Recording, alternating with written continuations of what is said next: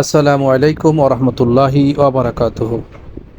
আজ সেই মহান 10 জিলহজ, হজরতে ইব্রাহিম আলাইসাল্লামের সেই ত্যাগের মহিমায় প্রজ্বলিত আজকে সারা দুনিয়ার মুসলমান সমাজ। আজকে এশিয়া সহ বিভিন্ন দেশে আজকে কুরবানি হচ্ছে। আরব বিশ্বের দেশগুলোতে গতকালকে কুরবানি হয়েছে। সময়ের হেরফেরের কারণে আগে এবং পরে এই কুরবানি হয়ে থাকে।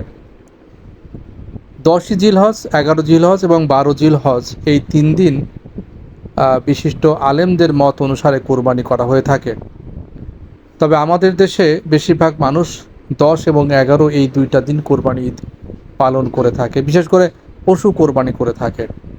একবার কি চিন্তা করে দেখেছেন হজরতে ইব্রাহিম আলাইহিসসালামের সেই আমলটা আল্লাহর কাছে কত প্রিয় ছিল, যে সেই আমলটিকে আল্লাহ সুবহানাহু ওয়া তাআলা তার বান্দাদের মধ্যে বংশ পরম্পরায় প্রচলিত রাখবেন এবং সেটা কিয়ামত পর্যন্ত চলতে থাকবে।